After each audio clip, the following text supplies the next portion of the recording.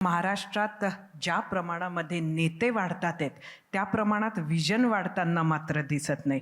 पण तुमचं नाव घेतलं की विजन हे येतच, एक विजनरी नेता येतं.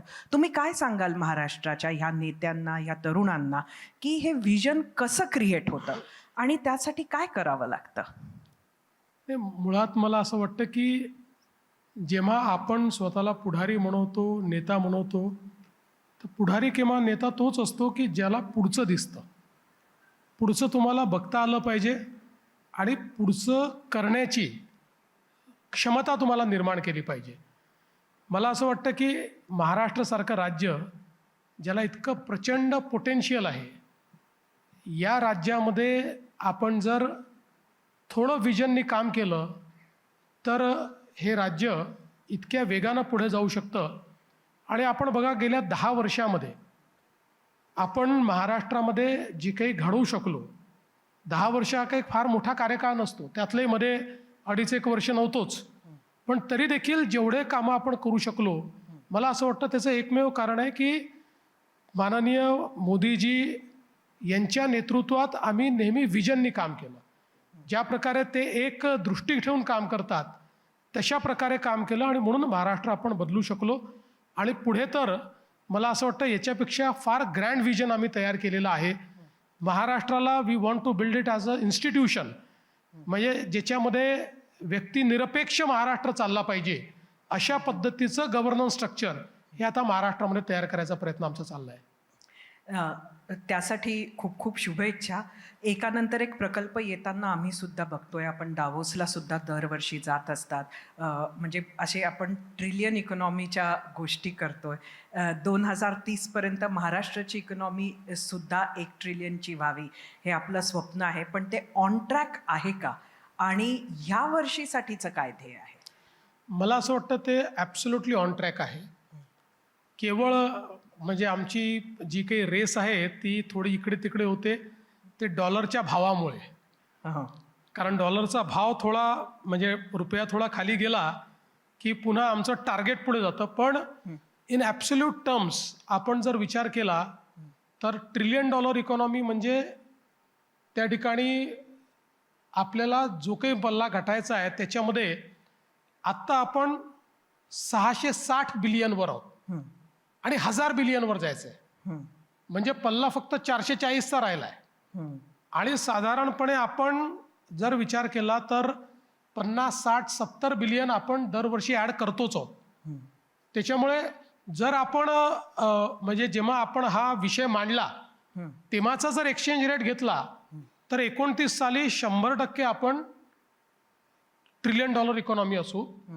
पण तो नाही घेतला आणि त्यावेळेचा जरी घेतला तर 30 साली आपण होऊ. एवढाच त्याच्यामध्ये फरक पडेल.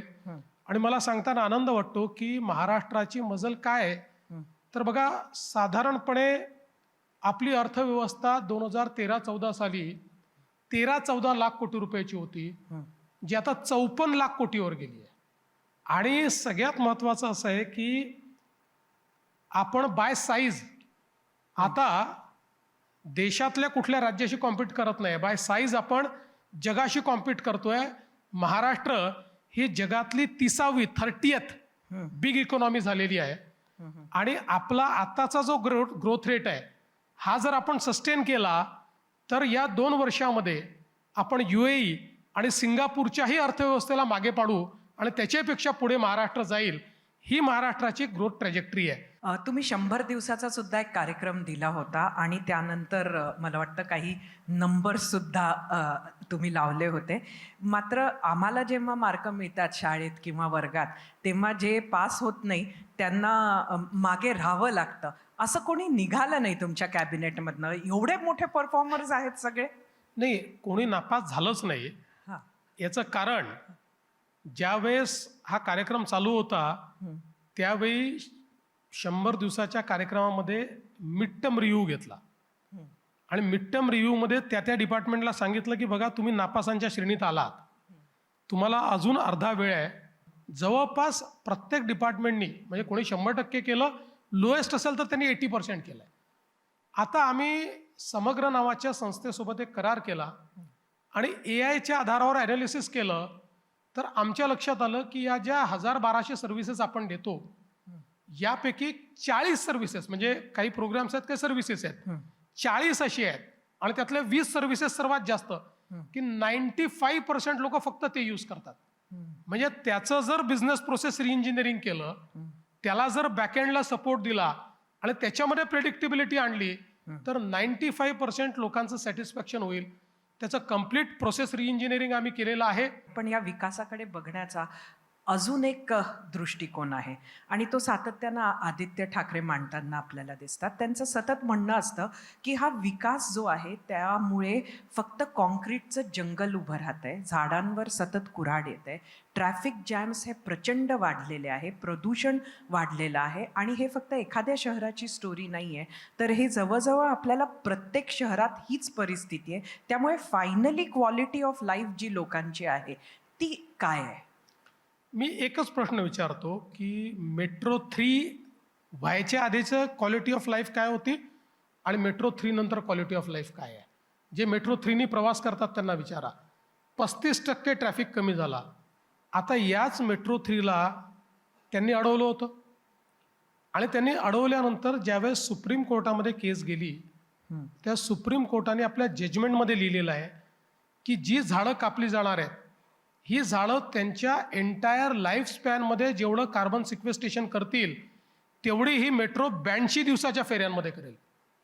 त्यामुळे मला असं वाटतं की कुठेतरी ही सर्व मंडळी कन्फ्यूज्ड आहेत. सस्टेनेबिलिटीचा अर्थ हा नाही आहे की तुम्हाला झाड कापायचंच नाही आहे. सस्टेनेबिलिटीचा अर्थ हा आहे की तुम्ही ज्या गोष्टी करता त्या कार्बन न्यूट्रल असल्या पाहिजे. आम्ही इतके वर्ष भाषणं केली, लोकांनी तर कॉन्क्रीटची घरं बांधली, पुण्यासारखं मुंबईसारखं शहर मोठं झालं, ते तुम्ही थांबवू शकत नाही. तुमचं काम काय आहे? तुमचं काम आहे सस्टेनेबिलिटी आणलं. उदाहरणादाखल आम्ही काय केलंय, महाराष्ट्रामध्ये 2022 पर्यंत 2022 अंटील 2022 एकूण आपल्या संपूर्ण जी काही आपण ऊर्जा द्यायचो या ऊर्जेमध्ये फक्त 13% अपारंपरिक ऊर्जा होती आणि 87% आपण मेजर कोल फायर्ड, म्हणजे जी सगळ्यात जास्त प्रदूषण करणारी. आजची परिस्थिती काय आहे? आज आपण 30%वर पोचलो आहोत. आपले सगळे प्रोजेक्ट आता पूर्ण होत आहेत. 2030 साली 52% ऊर्जा, म्हणजे ऊर्जेची मागणी वाढून, मागणी किती वाढली तर 22 मध्ये जी मागणी 22,000 मेगावॅट होती ती काल 32,000 मेगावॅट होती. एवढी मागणी वाढू नये आपण 52% रिन्युएबल होतोय आणि by 2035 Maharashtra will be 65% renewable. त्यामुळे जी काही मानकं ही COP25 मध्ये मोदीजींनी ठरवली होती ती पूर्ण करणारं पहिलं राज्य महाराष्ट्र आहे. कालच ह्याच्याबद्दल एक बातमी आमच्या चॅनलवर आम्ही दाखवली. त्यात तुमच्या ऊर्जा खात्याचंच एक अधिकारीचं म्हणणं होतं की अनेक ठिकाणी वीज सध्या खड्डीत होते आणि त्याचं कारण त्यांनी जे दिलं ते असं आहे की रिन्युएबल एनर्जी, म्हणजे ज्याबद्दल आत्ता आपण बोललात, अनेक लोकांनी सोलर आपल्या घरावर लावलंय. मोठ्या प्रमाणामध्ये ऊर्जा ही सिस्टीममध्ये येते, ग्रिडमध्ये येते आणि ट्रान्सफॉर्मर्स ते लोड घेऊ शकत नाही आहे, त्यामुळे ट्रान्सफॉर्मर्स ट्रिप होतात आहेत.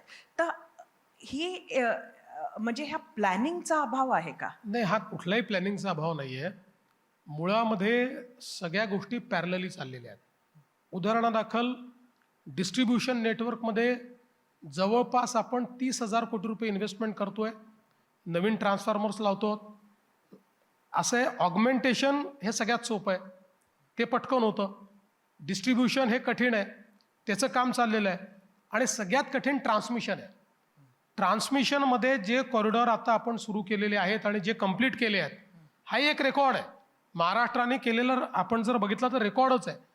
आम्ही फ्युचर रेडी आहोत. महाराष्ट्र हे पहिलं राज्य आहे की ज्या राज्याने एनर्जी ट्रान्झिशनचा प्लॅनही तयार केला आणि रिसोर्स ॲडिक्वसीचाही प्लॅन तयार केला. ज्यावेळेस आपण मोठ्या प्रमाणात हरित ऊर्जा त्याच्यामध्ये ग्रीडमध्ये टाकतो त्यावेळी ग्रीड स्टॅबिलाइज करावी लागते.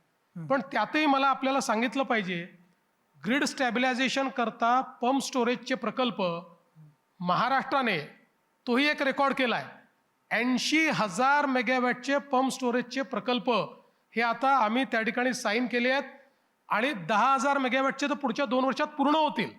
त्यामुळे ग्रीड स्टॅबिलाईज करण्याकरता आम्ही केवळ महाराष्ट्राची ग्रीड नाही, आम्ही नॅशनल ग्रीड ही महाराष्ट्रातनं स्टॅबिलाईज करून दाखवू. नक्कीच. इन्फ्रा प्रोजेक्ट्स आणि भाजप सरकार, तुमचं सरकार हे कुठंतरी एक समीकरणच आहे. पण एक इन्फ्रामॅन जे स्वतःला म्हणवतात ते एकनाथ शिंदेसुद्धा आहे. त्यांच्याकडे पब्लिक वर्क्सही आहे. आणि गेल्या काही दिवसात जे इन्फ्रास्ट्रक्चरचे प्रोजेक्ट्स येतात आहेत त्यावरून सोशल मीडियावर तुमच्या दोघांचेही जे समर्थक आहेत त्यांचं प्रचंड एकमेकांशी वाद होताना दिसते की खरा इन्फ्रामॅन कोण.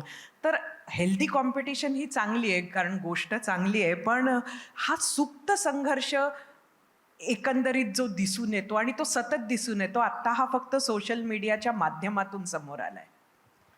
कोण खरा इन्फ्रामॅन? मी असं म्हणेन की we are a infra family.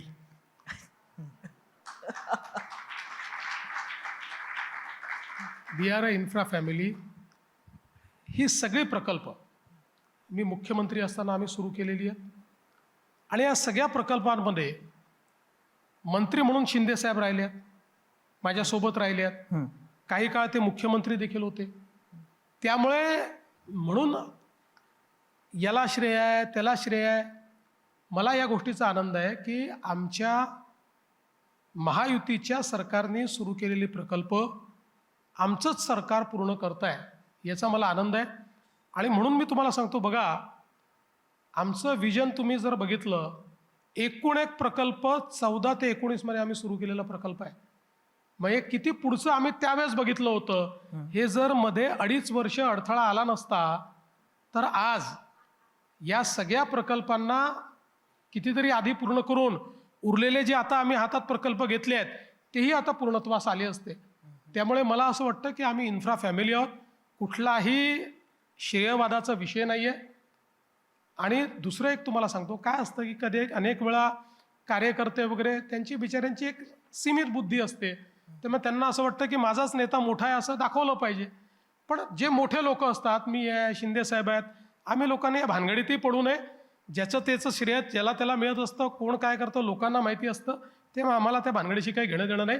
आम्ही सगळे इन्फ्रा फॅमिलीचे मेंबर आहोत. आमच्या फॅमिलीचे प्रमुख मोदीजी आहेत. एक नवीन टर्म आज इथे कॉइन झालेली आहे, इन्फ्रा फॅमिली. आपण गृहमंत्रीही आहात आणि सध्या महाराष्ट्रात असे बरेच विषय जे अत्यंत चिंताजनक आहेत आणि त्यातील एक म्हणजे खरात प्रकरण. इतकी वर्ष खरात प्रकरण सुरू होतं. कसं सुरू होतं? कोणाचा आशीर्वाद होता? का ते समोर आलं नाही? आणि आत्ता ही चौकशी ज्या पद्धतीनं होते त्यावरून बरेच प्रश्न विचारले जातात. ज्या नेते मंडळींचे फोटो खरात बरोबर आले त्यांना चौकशीला कधी बोलवल्या जाणार आहे का? त्यांना काय माहिती आहे हे विचारल्या जाणार आहे का? पहिली गोष्ट तर हे झालेलं प्रकरण अतिशय वाईट आहे. म्हणजे अतिशय गलिच्छ अशा प्रकारचा हा प्रकार आहे. आणि आस्थेचा बाजार कसा मांडता येऊ शकतो आणि आस्थेच्या आधारावर लोकांना ब्लॅकमेल कसं केलं जाऊ शकतं याचं हे उदाहरण आहे. बघा, आपल्या समाजामध्ये लोक सश्रद्धा आहे आणि जोपर्यंत श्रद्धा ही तुमचं नुकसान करत नाही तोपर्यंत ती श्रद्धा उत्तम असते. ज्या क्षणी ती श्रद्धा तुमचं नुकसान करते त्या क्षणी ती अंधश्रद्धा होते. श्रद्धा आणि अंधश्रद्धा यांच्यामध्ये फार पुसट रेखा आहे. आता या अशा प्रकारच्या भोंदूबाबांनी श्रद्धेला अंधश्रद्धेमध्ये असं परिवर्तित केलं आणि मग काय होतं की यांचं नाव व्हायला लागतं. नाव व्हायला लागलं की लोक यांच्याकडे जायला लागतात. लोक जायला लागले, बाबा राजकीय लोक कसे आहेत, ज्याच्याकडे लोक आहेत त्याच्याकडे राजकीय लोक आहेत, त्याच्यासोबत राजकीय लोक फोटो काढणार आहेत. प्रश्न कोणाचा फोटो गेला, कोणाचा फोन गेला हे महत्त्वाचं नाही आहे. त्याच्या पलीकडचा काही एव्हिडन्स आहे का? म्हणजे आज आता मी तुम्हाला सांगतो की आता तर परिस्थिती अशी आहे, मी इथे बसलो होतो, म्हणजे मागे बसलेल्या सगळ्यांचा आदर ठेवून सांगतो, यांच्यापैकी कोणीही असा फोटो काढून घेऊ शकतो की तो माझ्यासोबत आहे. फोटोग्राफी आहे ती एक अगदी सोपं आहे. त्याच्यामुळे फोटो कोणासोबत आहे त्याच्याकरता चौकशी, त्यांचा काही व्यवहार झाला आहे का, त्याचे काही पुरावे आहेत का. त्यामुळे मला असं वाटतं की याच्यात अतिशय चांगला जे काही तपास आहे तो चाललेला आहे. पहिली गोष्ट, आम्ही प्रोएक्टिव्हली कारवाई केली आहे. हा सगळा प्रकार जो आहे हा ज्यावेळी सोलापूर आम्ही एक नगरला ज्यावेळी तक्रार झाली त्या तक्रारीचा आधार घेऊन SIT तयार करून आम्ही खरातला गोंधळाच्या अवस्थेत ठेवलं आणि नाशिकमधनं त्याला अटक केली आणि त्यातनं हे सगळं बाहेर आलेलं आहे. आणि त्यानंतर इतका नीट तपास चाललाय, प्रोफेशनल तपास चाललाय, कोणी सुटणार नाही याच्यामध्ये. आता अनेक वेळा लोकांना तपास कसा चालतो हे माहिती नसतं, एव्हिडेन्शियल व्हॅल्यू कशाला आहे, कुठली गोष्ट एव्हिडन्स होत नाही, प्रत्येक गोष्टीची एव्हिडेन्शियल व्हॅल्यू क्रिएट करावी लागते तर तो एव्हिडन्स होतो. अशा पद्धतीनं त्यामुळे लोक कपोकल्पित बाबींवर किंवा चर्चेतल्या बाबींवर अनेक कमेंट्स करतात. मी महाराष्ट्राला एवढं आश्वस्त करू इच्छितो, खरात किंवा त्याच्यासारखे जे भोंदू बाबा आहेत यांची जागा जेलमध्येच आहे. यांना काही झालं तरी जेलमधनं बाहेर आम्ही येऊ देणार. देवेंद्रजी, जेव्हा शेवटी प्रकरण म्हणजे तुमच्यापर्यंत पोहोचलं, तुमच्याकडनंच सुरू झालं असंही आहे, पण रुपाली चाकणकर यांचा जो राजीनामा शेवटी तुम्ही घेतला असं सांगितलं जातं, त्यामुळे नक्कीच एक कॉन्फिडन्स बिल्डिंग त्या प्रक्रियेत झाली. पण त्यांची जर चौकशी झाली असती तर जास्त कॉन्फिडन्स बिल्डिंग झालं नसतं का? कारण justice has to be seen to be done. नाही, मला असं वाटतं की आपण हे खूप अर्ली बोलतो. तपास अजून संपलेला नाही. पहिला तपास ज्यांच्याबद्दल डायरेक्ट एव्हिडन्स आहेत त्यांचा होतो. त्याच्यानंतर समजा काही इनडायरेक्ट एव्हिडन्सेस पॉईंट आउट करत असतील तर त्यांचा तपास होतो आणि मग चार्जशीट तयार होते. आता या प्रकरणामध्ये आपला प्रयत्न हा असतो की स्टिप्युलेटेड टाईमच्या आधी चार्जशीट गेली पाहिजे. त्यामुळे ती चार्जशीट तयार करण्याकरता पहिल्यांदा जे महत्त्वाचे आहेत त्यांचं बयान घेणं, त्यांचा तपास करणं आणि चार्जशीट दाखल करणं. ती एकदा दाखल झाली की मग आपल्याला एका सेक्शनप्रमाणे ॲडिशनल चार्जशीट दाखल करायला संधी मिळते आणि मग आपल्याला वेळ मिळतो. अन्यथा अशा प्रकारचे जे गुन्हेगार आहेत त्यांना टेक्निकल फायदा मिळतो की बाबा योग्य वेळेत चार्जशीट आलेली नाही आणि सुप्रीम कोर्टाने 1-2 केसेसमध्ये जो निर्णय दिला आहे की वेळेत चार्जशीट आली नाही तर तुम्ही त्यांना बेल द्या, त्यामुळे त्या टेक्निकल मुद्द्याचा त्यांना फायदा होतो. तपास नीट चाललाय, प्रोफेशनली चाललाय, तपास संपलेला नाही, अजून खूप गोष्टी तपासात येणार आहेत आणि अजून पहिली चार्जशीट कदाचित आता दाखल होईल, त्यानंतर अजून जास्तीच्या चार्जशीट देखील दाखल होतील. ठिकठिकाणी सध्या महाराष्ट्रात बुवाबाजीच्या घटना समोर येतात आहेत, भोंदू बाबा पकडल्या जातात आहेत. कुठंतरी ह्यामुळे धर्माचं नुकसान होत आहे असं तुम्हाला वाटतं का? मला असं वाटतं की हे धर्माचं शुद्धीकरण आहे. कारण आपल्या धर्मामध्ये, विशेषतः हिंदू धर्मात, सनातन धर्मामध्ये त्यागाला महत्त्व आहे आणि लोक वीरता आणि त्याग या 2 गोष्टींची पूजा करतात.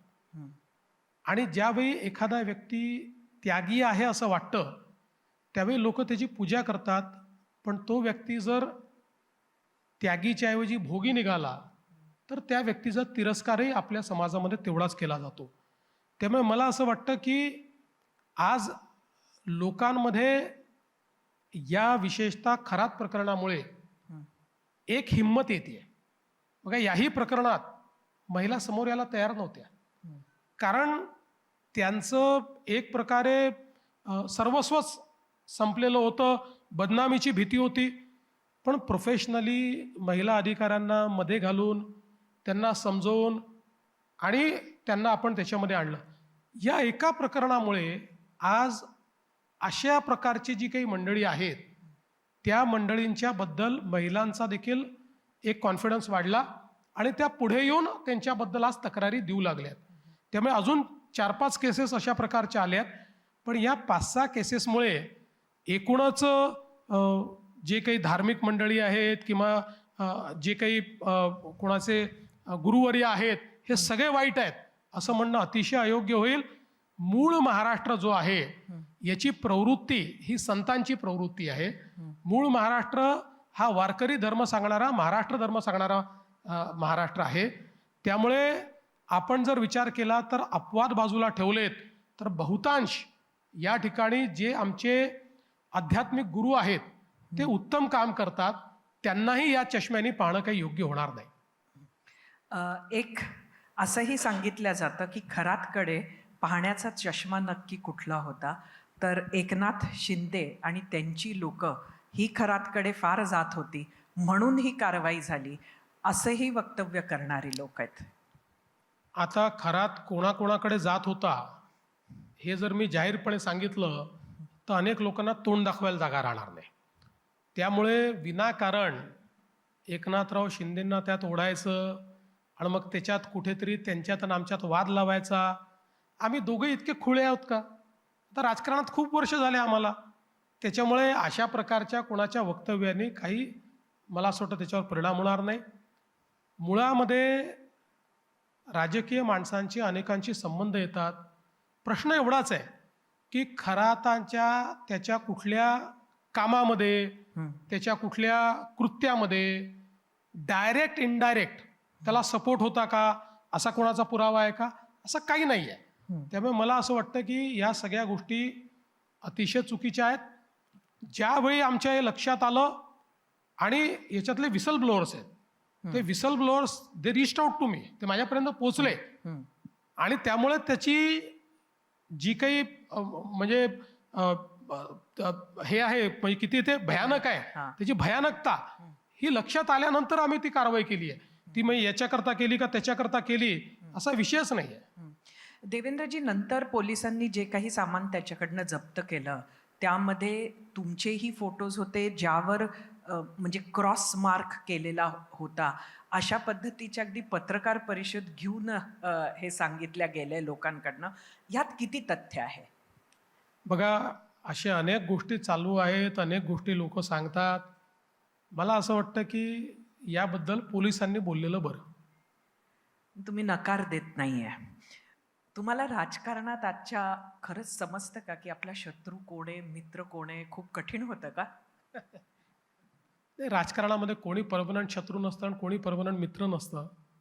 पण मला असं वाटतं की एक महाराष्ट्राची राजकीय संस्कृती आहे.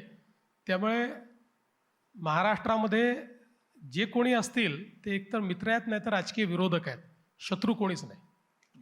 एक गंभीर प्रश्न आहे खरातच्या निमित्तानं रोहित पवार उपस्थित करतात आहेत की अजित पवारांच्या 3ही घरांसमोर त्यांच्या मृत्यूच्या काही दिवस आधी पूजा केल्याची, काहीतरी तांत्रिक विधी वगैरे केल्यासारखी जी आपण समजतो तसं सामुग्री पडलेली होती. आता त्यातील एका घरासमोरचं तर मीडियानं सुद्धा कव्हर केलं, त्यामुळे ते खरं होतं असं म्हणावं लागेल. पण असं खरंच 3ही घरांच्या समोर झालं होतं का? त्याची म्हणजे असं काही झालं असेल तर त्याची चौकशी पण होईल आणि त्याचा खराची काही संबंध आहे का असेल तर ते समजेलच.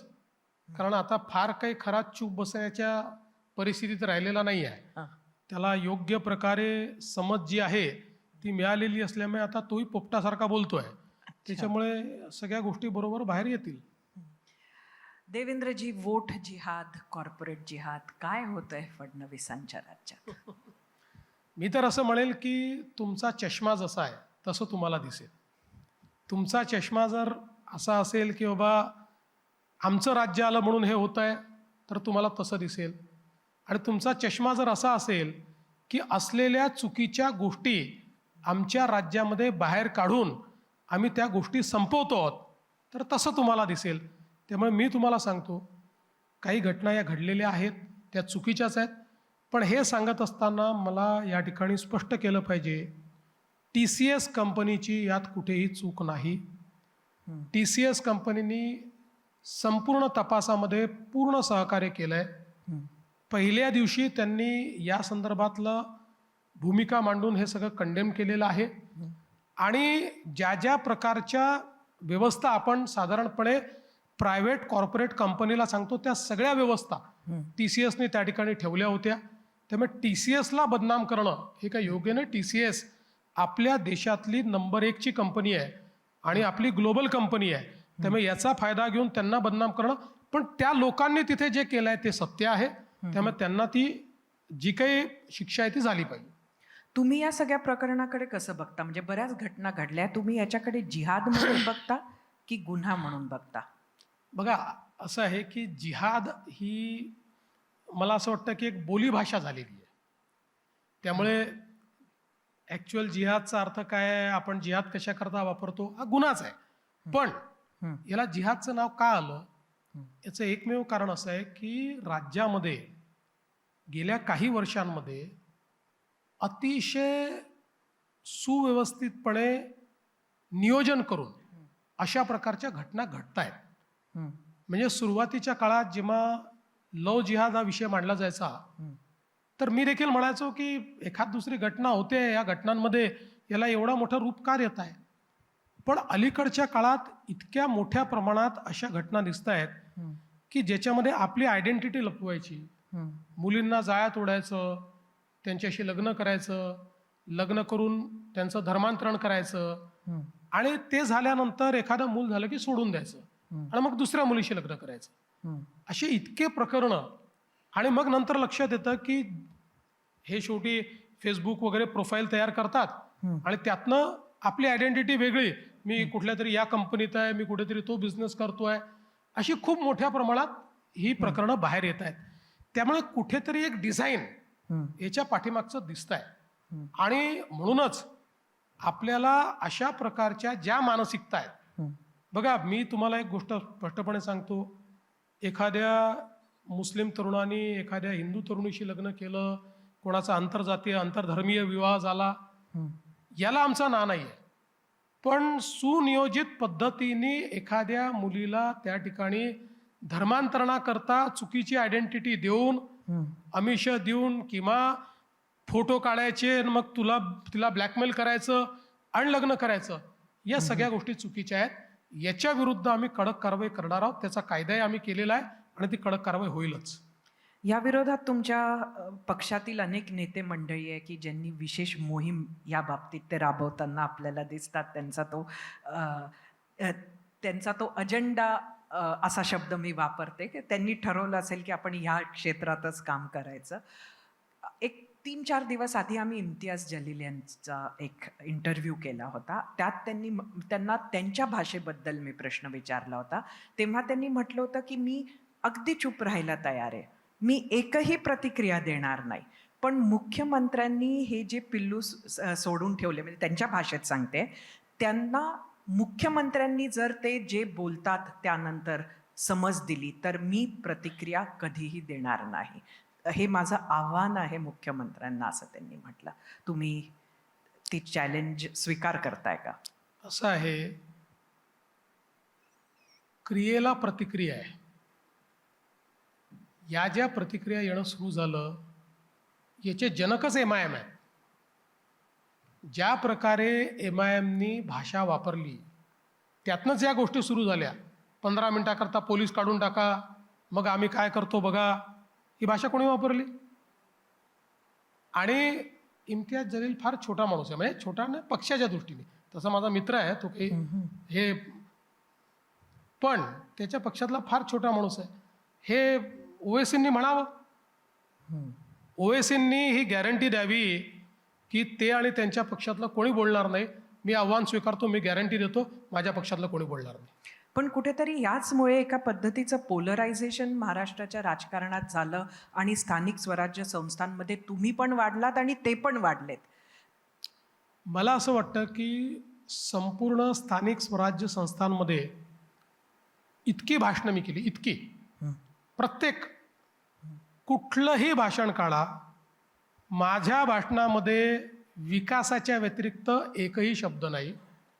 आणि पहिल्यांदा असं इलेक्शन असेल की निवडणुकीत नेता उतरलाय आणि दुसऱ्या पक्षावर बोललाच नाही. म्हणजे 100 भाषणं केली, प्रत्येक भाषणात फक्त विकास बोललो, दुसऱ्या पक्षावर टीका केली नाही, दुसऱ्या नेत्यावर टीका केली नाही, कुठल्या समाजावर, धर्मावर, कोणावर टीका केली नाही. शुद्ध 100% विकासावर बोललो आणि लोकांनी त्याला प्रतिसाद देऊन न भूतो न भविष्यती अशा प्रकारचं मॅन्डेट दिलेलं आहे. म्हणजे महाराष्ट्राच्या इतिहासामध्ये हे तर खरं म्हणजे मी तुम्हाला विनंती करेन की तुमच्या इकडनं अननोटिस्ड गेलं की एक नेता मैदानामध्ये उतरून कुठली टीका न करता सगळ्या निवडणुका जिंकू शकतोय, दाखवून दिलाय. देवेंद्रजी, तुम्ही मुख्यमंत्री म्हणून स्वतःला किती मार्क देता आणि आता जे काही महाराष्ट्रात घडतंय ते बघता गृहमंत्री म्हणून किती मार्क देता? मुख्यमंत्री आणि गृहमंत्री इनसेपरेबल आहे. तुम्हाला एक सांगतो, तुम्ही जर RR पाटील साहेबांचं ऐकलं असतं तर तुम्हाला लक्षात आलं असतं की गृहमंत्री आणि मुख्यमंत्री इनसेपरेबल आहे. गृहमंत्री मुख्यमंत्र्याच्या शिवाय कामच करू शकत नाही. म्हणूनच मुख्यमंत्री आणि गृहमंत्री एक असला तर सगळे पोलीसवाले खुश असतात, कारण मुख्यमंत्री आणि गृहमंत्र्यांच्या खिच्यात आणीतनं त्यांना त्या ठिकाणी सुटका मिळते. आणि आपण हे बघितलेलं आहे आणि आर पाटील साहेबांनी तर हे सभागृहात सांगितलेलं आहे. त्यामुळे मला असं वाटतं की मला मार्किंग मी देणं म्हणजे स्वतःची पाठ थोपटून घेणं आहे. मला मार्किंग जनता देईल, मला मार्किंग तुम्ही सगळे मिळून द्याल. मी एवढं तुम्हाला सांगू शकतो की मी प्रामाणिकपणे काम करतो, कुठल्याही दबावात मी येत नाही. आणि सगळ्यात महत्त्वाचं, गृह खात्यामध्ये जर काही केलं असेल तर गृह खात्यामध्ये पैसे घेऊन बदल्या हा विषय माझ्या काळात कधी झाला नाही, तो कधी होऊ शकत नाही. तुम्ही ठाकरेंकडून एकनाथ शिंदेंना ओढलत, नंतर दादांना जवळ केलं आणि खुर्ची जी आहे ती अजून बळकट केली. म्हणजे ती होतीच पण अजून बळकट तुम्ही केली. इतक्यात झालेल्या निवडणुकांमध्ये मात्र तुम्हाला जे दणदणीत यश मिळतं आहे, भाजप ज्या पद्धतीनं वाढतोय, त्यामध्ये असं दिसतंय की तुम्ही 29ची तयारी सुरू केली आहे भाजपानं. आता 29ची निवडणूक या दोघांबरोबर आहे की या दोघांविना आहे? ते खरं आहे, आम्ही 29ची तयारी सुरू केली आहे. 29मध्ये भाजप, शिवसेना, राष्ट्रवादी महायुती एकत्रितपणे निवडणूक लढेल आणि आताही पेक्षा चांगला विजय संपादित करेल. पण मग जे साताऱ्यात झालं किंवा गणेश नाईक जे करतात किंवा जयकुमार गोरे जे करतात, त्याच्या पाठीमागचा उद्देश काय? असं आहे, एका पक्षामध्ये असणारे नेते देखील अनेक वेळा भांडत असतात. हे तर वेगवेगळे पक्ष आहेत. समजा आमचं सगळ्यांचं सगळं अगदी आलबेलच असतं आणि सगळ्यांचे विचार जुळले असते तर 3 पक्ष कशाला राहिले असते? एकच पक्ष असता. शेवटी जिल्हा स्तरावर कॉम्पिटिंग अशा प्रकारची परिस्थिती असते. आता साताऱ्याचं उदाहरण घेतलं तर आम्ही नंबर 1 पक्ष आहोत. आमचे 28 आले, आम्हाला 32 पाहिजे होते, 4 आम्हाला कमी पडले. आमच्या लोकांनी त्या ठिकाणी जे काही इंजिनिअरिंग केलं त्यामुळे तिथे आमचा अध्यक्ष बनला. प्रयत्न आम्ही हा करून पाहिला की तिन्ही पार्टी एकत्रित येऊन बनला पाहिजे, नाही झालं. अनेक ठिकाणी तिघही एकत्रित आलो, आम्ही बनवलं. म्हणजे जिथे शेवटी स्थानिक स्वराज्य संस्थांमध्ये खाली जिथे एकमेकाला अकोमोडेट करण्याची परिस्थिती असते तिथे अकोमोडेट होतात. काही ठिकाणी आता आपण बघा, सातारा जिल्ह्याचा प्रश्न का आला? सातारा जिल्हा आता असा झालेला आहे की तिथे BJP नंबर 1 आहे, राष्ट्रवादी आणि शिवसेना. बाकी शरद पवार गट आणि काँग्रेस हे नाहीच आहेत, संपून गेले आहेत. मग अशा ठिकाणी लढायचं कोणाशी? एकमेकाशीच लढावं लागतं. हो.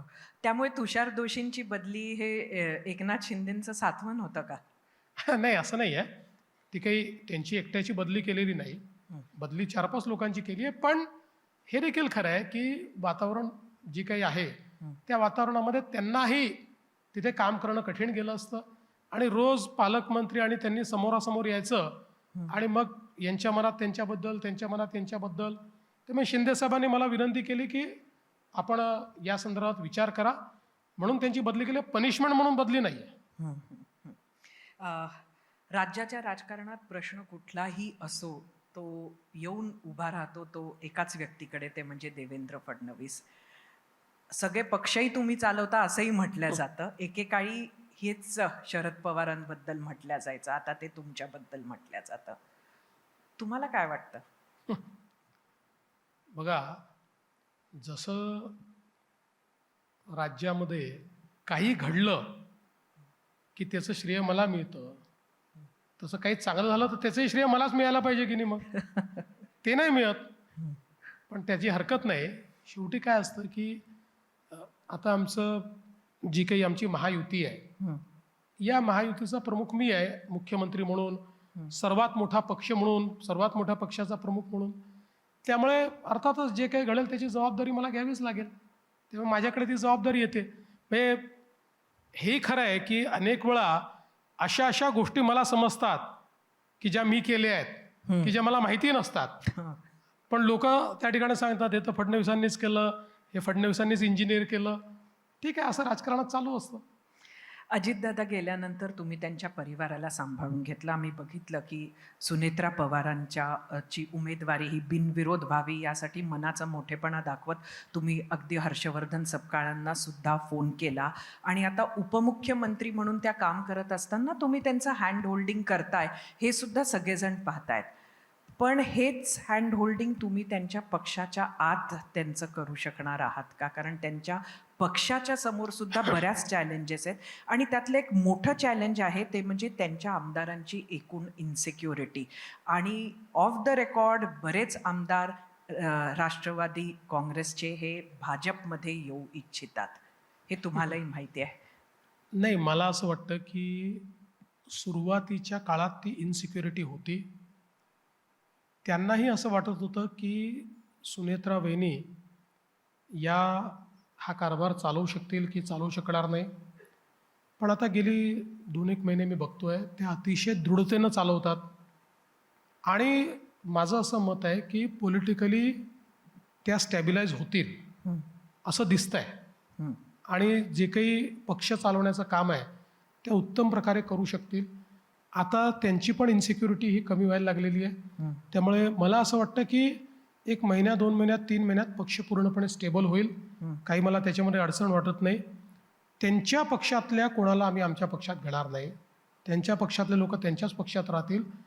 त्यांना जी काही मदत लागेल पक्ष चालवण्याकरता, पक्ष टिकवण्याकरता, पक्ष मजबूत करण्याकरता ती आम्ही पूर्ण करू. हे एकेकाळी भाजप राष्ट्रवादी काँग्रेसबद्दल बोलेल असं कोणालाच वाटलं नसेल. बघा, या महाराष्ट्राचं राजकारण जे 2019 साली बदललं, जे 19ला घडलं ते इतकं अनाकलनीय होतं की आता त्याच्यानंतर काही आश्चर्य करण्याचं कारण नाही, काही होऊ शकतं. सुनेत्रा पवारांना जेव्हा शपथ द्यायची होती, हा निर्णय घेताना तुम्ही एकनाथ शिंदेंना विश्वासात घेतलं नव्हतं का? त्याचं कारण काय मी विचारते. त्यांनी जरी काही म्हटलं नसलं तरी त्यांचे अनेक नेते जे मंत्री लेव्हलचे आहेत त्या सगळ्यांनी या टायमिंगवर प्रश्न उपस्थित केला. बघा, शिंदे साहेबांशी बोलूनच या सगळ्या गोष्टी झाल्या होत्या. आणि काही मंत्री बोलले, खरं आहे. आणि मलाही आश्चर्य आहे, कारण त्यावेळी तसं बोलणं इनसेन्सिटिव्ह होतं. इनसेन्सिटिव्ह होतं. त्यांनाही हे माहिती होतं की शपथविधी का होतोय, कोणाचा होतोय, सगळं माहिती होतं. तरी देखील त्यांनी अशी प्रतिक्रिया का दिली हे मलाही अनाकलनीय आहे. आणि मला ते आवडलं नाही. मी त्याच्यावर काही बोललो नाही, पण मला ते नाही आवडलं. तुम्ही आधीच सांगितलं की तुम्ही उद्धव ठाकरेंना मध्यरात्री भेटलेले नाही. मग वेळ वेगळी होती की बातमी वेगळी आहे? अजून भेट व्हायची आहे. भेटलो तर दिवसाच भेटीन. समजा रात्री भेटलो तरी तुम्हाला सांगून भेटीन. आता तुम्ही आणि उद्धव ठाकरे जवळ येण्यामध्ये काही अडचण आहे का? जवळ येण्याकरता स्कोप कुठे राहिला? आता तुम्ही सांगा की आम्ही 235 लोक आहोत. आता आमचंच आम्हाला ओझं सांभाळत नाही, हा नवीन ओझं घ्या म्हणता तुम्ही. त्यामुळे आता काही स्कोप नाही आमच्याकडे. आणि ह्याच कारणाने म्हणजे ह्या भेटी गाठी जवळ येण्याच्या बातम्या ह्याच्यामुळे काही लोक नाराज होऊन सतत स्ट्रॉबेरीची शेती करायला जात असतात. त्यामुळे महायुतीत नाराजीचं वारं काही संपत नाही असं वाटतं. असं बिलकुल नाही. कुठलीही नाराजी महायुतीमध्ये नाही. सगळ्यांना माहिती आहे आम्ही 3 पक्ष एकत्रित आहोत. नवीन कुठलाही भिडू आम्हाला नको आहे, त्याची आम्हाला आवश्यकता नाही आहे. राजकारणामध्ये थोडं आपण संकुचित झालो आहोत. पूर्वीच्या काळामध्ये आम्ही कधी एखाद्या मंत्र्याकडे जाऊन बसायचो. आता हर्षवर्धन पाटील तिथे बसले आहेत, ते मंत्री होते. आम्ही त्यांच्या केबिनला जायचो, तिथे बसून ते नसले तरी खायचो, प्यायचो, बाहेर यायचो. एक राजकीय संस्कृती होती. आता समजा एखाद्या मंत्र्याकडे एखादा आमदार गेला की ब्रेकिंग न्यूजच होते. कोणी कोणाच्या घरी गेलं की ब्रेकिंग न्यूजच होते की जसं काही आता झालं, पक्ष सोडून चाललाच. त्यामुळे म्हणजे अलीकडच्या काळामध्ये कोणाला भेटताना पहिल्यांदा सांगावं लागतं की बाबा आम्ही सहज भेटतो, तरी अर्धे लोक ब्रेकिंग न्यूज करतातच. खरं तर आता जाता जाता मी तुम्हाला असे काही प्रश्न विचारणार आहे की जे आम्ही तुम्हाला रोज आमच्या बूमवर विचारत नाही. ह्या सगळ्या राजकारणाच्या पलीकडे, या सगळ्या सत्ता समीकरणाच्या पलीकडे जर तुम्ही महाराष्ट्राकडे बघितलं तर सध्याची स्थिती बघता कुठल्या गोष्टीची तुम्हाला खंत वाटते? नाही, मला असं वाटतं की महाराष्ट्रामध्ये आपल्याला जी आपली राजकीय संस्कृती आहे ती दुर्दैवाने 19 नंतर खूप खालावत गेली आहे. जी काही कारणं झाली असतील ती आपल्याला सुधारण्याची गरज आहे. संवाद हा असला पाहिजे. आणि मला असं वाटतं की सत्तारूढ पक्ष विरोधी पक्ष याच्या संवादावर कोणी आक्षेप घेण्याचं कारण नाही आहे किंवा त्याला कुठला तरी रंग देण्याचं कारण नाही की आता हे इकडे येणार ते तिकडे जाणार. हे ठीक आहे, ते त्या काळात होऊन गेलं, पण आता हे याची कुठली सुतराम शक्यता नाही आहे. त्यामुळे मला असं वाटतं की महाराष्ट्राची राजकीय संस्कृती ही अधिक चांगली करण्याचा प्रयत्न हा आपण केला पाहिजे. प्रत्येक मुख्यमंत्र्याकडे विजन असणारे काही मंत्री कॅबिनेटमध्ये असतात. म्हणजे मुख्यमंत्र्यांचीच जी विजन असते त्याची अंमलबजावणी होत असते. अगदी उदाहरणादाखल द्यायचं झालं तर मनोहर जोशींच्या कॅबिनेटमध्ये नितीन गडकरी होते. तुमच्या कॅबिनेटमध्ये तुमचे नितीन गडकरी कोण आहेत? नाही, मला असं वाटतं की माझे सगळेच मंत्री माझं विजन राबवत आहेत, नीट राबवत आहेत. त्यांचं स्वतः विजनरी असणारे कोण आहे? अल्टिमेटली काय आहे की जे विजन तयार केलं आहे ना, हे सामूहिक तयार केलं आहे. ते काही मी बसून केलेलं नाही. आम्ही विजन तयार केल्यानंतर एकेका डिपार्टमेंटच्या मंत्र्या सेक्रेटरीसमोर तास 2-2 तास त्याचं प्रेझेंटेशन झालं. त्याच्यावर आम्ही मतं फायनल केले. काही अडचणी होत्या त्या अडचणी समजून गेल्या आणि त्याच्यानंतर ते विजन फायनल झालं आहे. So they are part of the vision. ते काही फक्त विजन इम्प्लिमेंट करणारे नाही आहेत, विजन तयार करणाऱ्यांपैकी ते आहेत आणि ते करतील. आणि काही ठिकाणी एखाद्या क्षेत्रात कोणी मागे पुढे राहू शकतो तर त्याला मदत करायला मी आहेच.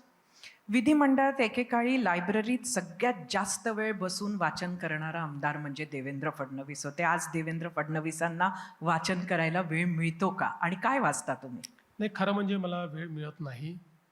आणि अलीकडच्या काळामध्ये तर मी अगदी रिसेंट कुठलं पुस्तक वाचलं हे देखील मला आठवत नाही.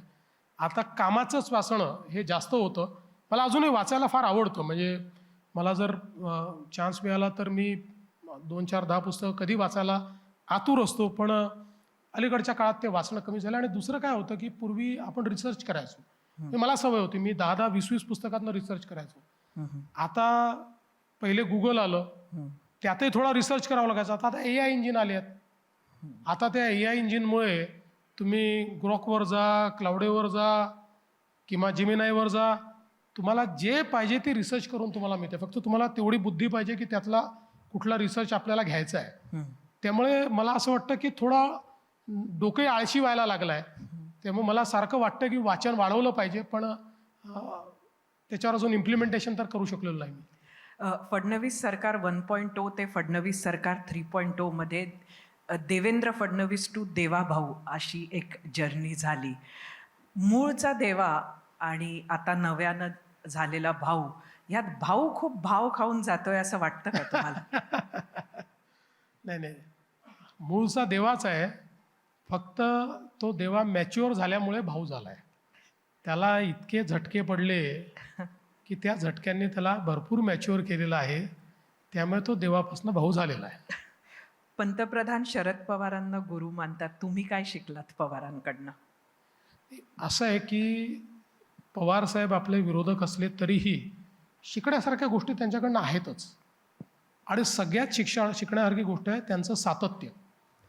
तुम्हाला आश्चर्य वाटेल, आजही मी येत असताना एका कोणाच्या तरी छोट्याशा विषयाकरता मला फोन आला त्यांचा, पवारसाहेबांचा, की मुख्यमंत्री मोदी हे असं आहे, जरा तुम्ही बघून घ्या. त्यांच्यामधलं जे सातत्य आहे, त्यांच्यामध्ये जी एक मला असं वाटतं की विलक्षण अशा प्रकारची एक क्षमता आहे, ही त्यांच्याकडनं शिकली पाहिजे. दुसरं त्यांच्याकडनं शिकण्यासारखं असं आहे की विशेषतः कठोर एखादी भूमिका घ्यायची असेल तर ती भूमिका पवारसाहेबांनी अनेक वेळा घेतलेली आहे. ते त्यांच्याकडनं शिकण्यासारखं आहे. शेवटचा प्रश्न विचारते. अनेक लोकांच्या मनातली इच्छा आहे की एक मराठी माणूस येणाऱ्या काळात पंतप्रधान बनेल असं लोकांना वाटतं. तुम्हालाही असं वाटतं का? नाही, एक मराठी माणूस कधी ना कधी बनेलच आणि तो पंतप्रधान नक्कीच बनेल. कधी बनेल आणि कोण बनेल हे तुम्हाला कधी ना कधी तर बनेल. मला वाटतं हेच उत्तर तुमच्याकडनं अपेक्षित होतं. काय आहे बघा, तुम्ही एक लक्षात ठेवा, 2029 पर्यंत जागा रिकामी आहे का? नाही. 2029 नंतर रिकामी नाही. त्यामुळे एवढ्या लवकर एवढ्या चर्चा करून फायदा काय? 2034 साली बघू कोण मराठी माणूस त्यावेळी बनण्यालायक आहे. 34 साली, 39 साली, कधी ना कधी बनेल. तुम्हाला खूप खूप शुभेच्छा. लोकांच्या मनातील आशा लवकरात लवकर पूर्ण हो हीच इच्छा. आणि आपण सगळ्या प्रश्नांची उत्तर खास देवेंद्र फडणवीस स्टाईलमध्ये दिलीत. थँक्यू. आभारी. धन्यवाद. एबीपी माझा, उघडा डोळे बघा नीट.